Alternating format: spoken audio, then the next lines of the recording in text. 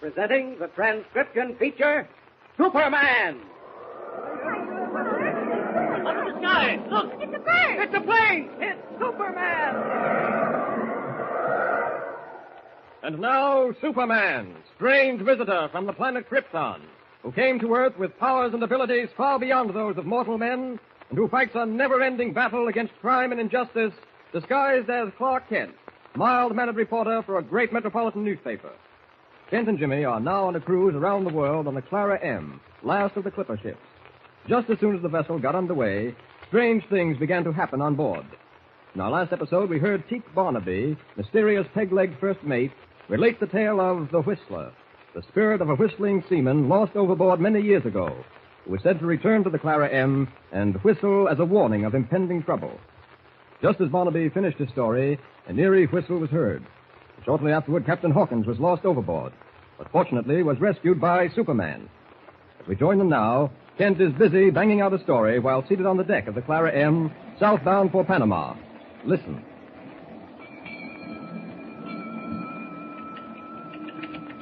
And who can say that we did not hear the whistler? Certainly it was not imagination on our part. His strange whistle came to us on deck and then receded from us. I wonder, shall we hear it again? Whether we do or not, no doubt exists that there are many adventures in store for us on our trip around... Ahoy, mate. Huh? Oh, hello, Jimmy. Just banging out the last few lines of my first article for the Daily Planet. You sure ought to have enough to say in it. Boy, the things that have been happening aboard this ship. Well, I've had to play some of it down, such as the captain falling overboard. Play it down? Mm-hmm. What for? Well, in the first place, just wouldn't do to say the captain had fallen overboard because that never happens. In the second place, he didn't fall. Oh, but he did, Mr. Kent. Now, Jimmy, the captain didn't just fall. He was pushed or thrown overboard. But he himself said I that... know. That's what bothers me. Something strange about Captain Hawkins, Jim. Matter of fact, there seems to be something strange about practically everything aboard this ship. Oh, you mean the Whistler, huh? Well, that's one of them. I said in my article here that it might have been our imagination playing tricks, but we both know, Jim, that we did hear that whistle last night. Oh, we sure did. Gosh, I've never heard anything so ghostly and eerie. It was all of that. Just remember one thing, Jim. There are no such things as ghosts. Yeah, I know, but... Boy, if Superman were with us on this trip, he'd solve this mystery of the Whistler in no time. You still believe that Superman fairy tale? Gosh, there you go again, Mr. Kent. I tell you, Superman All right, does... Jim, all right. We won't argue about it. Finish your lessons for the day? Yes, sir. I solved those algebra equations you gave me and finished my English lesson. Good. I wrote a composition about Teak Barnaby. Oh, character sketch of the first mate, eh? What did you say about it? Well, I just put down exactly what I think about him. I said he was a fierce-looking man with a wooden leg and that he looked like he'd make a swell pirate. That he was a swell guy. Easy there, Jimmy. You're overworking that word swell. It's slang, you know, and you mustn't use it too much. Gee, that's right. I'll watch it, Mr. Kent. Good. Oh, say, there's Captain Hawkins up ahead with the helmsman. Let's go have a word or two with him, huh? Sure. Say, do you still think it was kind of queer of Teak Barnaby signing on the way he did? Something funny about that whole setup, Jimmy. Don't forget, Captain Hawkins had spent days trying to get a crew. No one would sign on. Then suddenly, within an hour, Teak Barnaby signs on, and with him an entire crew. It does seem kind of funny. I like him and all, and yet sometimes I get a feeling when he's looking at me with those burning eyes of his that... Well, it's hard to explain. Yeah, I know what you mean. Hello there, Mr. Kent. Jimmy. Hi there, Hi, Captain. Captain. Beautiful day. Aye, perfect sailing weather. And the old Clara M hasn't lost any of her spark. She answers to your hand like a raisin shell. Jim, lad, can you box the compass for me? Oh, gosh, not yet, Captain Hawkins. I had a lot of other studying to do this morning, but I'll get to it this afternoon. Have you seen Mr. Barnaby about? Aye, Mr. Kent, I have. He's aloft in the crow's nest. Oh. Hello? How on earth did he get there? If it's his wooden leg you're thinking of, forget it. It doesn't bother him a bit. Teak Barnaby is as much at home in the rigging as he is on deck. Hey, look, laddie, how would you like to take the wheel? Me? Aye. Oh, gosh. Councilman, let the lad take over. Captain, are you sure it'll be all right? Aye, she handles like a baby, Mr. Kent. Nothing to fear. Yeah, keep both hands on the wheel now, Jim, lad. Gosh. What? She's alive. I can feel the whole ship pulsing and pulling. Aye, lad. You've got to take the wheel to know your vessel. Easy there, lad. Easy, steady she goes. Gosh. sail up there started to flap something off? You've got to keep the wind abaft the beam, lad. Oh, yes, sir. Aye, sir. That is...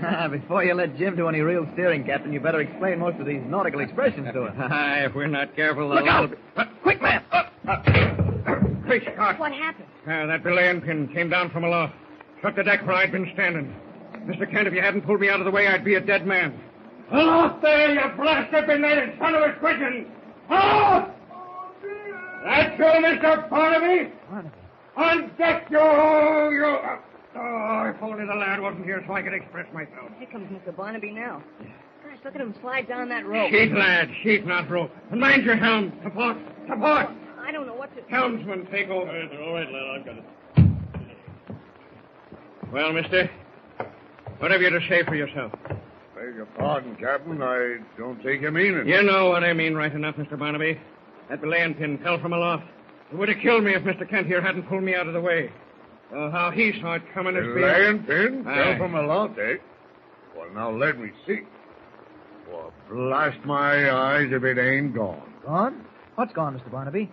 Why, sir, I stuck a belaying pin in my belt before going aloft, and it ain't there now.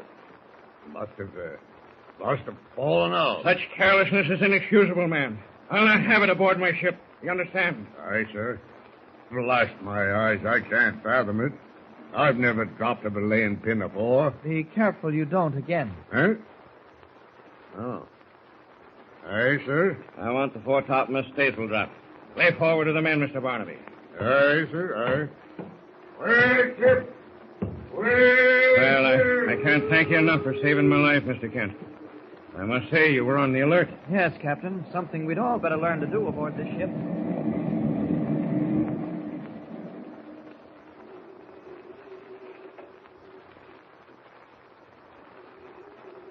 Well, your answers to those algebra equations are perfect, Jim. Now suppose we examine you on English history. All set. We'll do this quickly. It's almost time you were in bed. Yeah. I sure am sleepy. Must be the salt air or something. Probably. All right, now, English history. What does 1066 mean to you? Oh, gosh, that's easy. In 1066, Edward the Confessor died and Harold was chosen king. During that same year, Harold defeated the King of Norway at Stamford Bridge. Then later, William, the Duke of Normandy, defeated Harold near Hastings. And that's really the most important thing that happened in 1066 because it marked the beginning of the Norman conquest of England. That's fine, Jimmy. Now, tomorrow I want you to read the next chapter, which takes up the completion of the Norman conquest. Okay, but right now, Mr. Kent, if you don't mind, I'm going to hop into bed. I'm kind of tired. All right, Jimmy. I'm going to step out on deck for a breath of air before I turn in. Uh-huh. Well, good night. Good night, Jim. The air's good. Beautiful night. I'll just take a walk about deck. 4 bells. 10 o'clock. Funny, I can't get that incident of this afternoon out of my mind. Doesn't make sense. Barnaby letting a belaying pin fall like that and then pretending he didn't know it had fallen. Hello. Sounds like Barnaby now. Talking to someone in the shadow of the poop deck. I don't think it would hurt to find out what he's saying. I'll just slip along quiet. You're told, Limey. Is that understood? You'll do as you're told. I'm telling you, I heard it plain as day it was. A ghostly whistle if ever I heard one. It took me to coming aboard this ship, Bones, but you ain't talking me out of getting over to help me. Mention that name of Bones again, and I'll break your neck. My name's Barnaby aboard the ship. Cheek Barnaby, and don't you forget it. Barnaby or Bound is all one with me. As long as I get off this tub. Blast my eyes, Limey, I've a good mind to... Now, you listen. I'm paying you and every man jack aboard a good price for what you're doing. And I'll not have you spilling your mouth about ghosts and such things. You'd best take care, Limey, or it'll go hard with you. Oh, it was Barney the son of the ship in the first place. You're on now, and you'll do as I say. I'll get below. Let me take your... Get below. I... Spoil my client, will you? Not while I'm alive and kicking. Oh. That you, Mr. Kent? Yes, Barnaby. Good evening. Taking the air, are you? Before turning in? Yes. Well, good night to you, sir. Good night, Barnaby. Good night.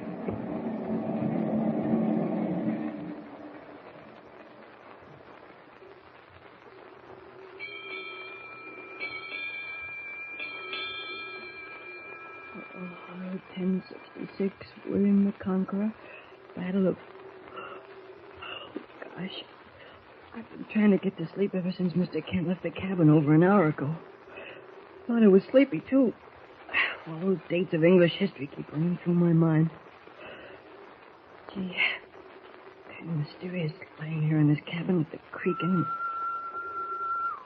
What? That sounded like... It is. The whistler.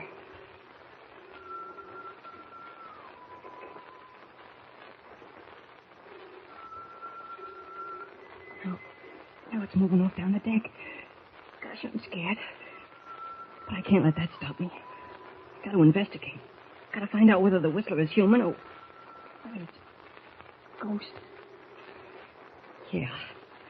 Got to pull myself together and follow that whistle.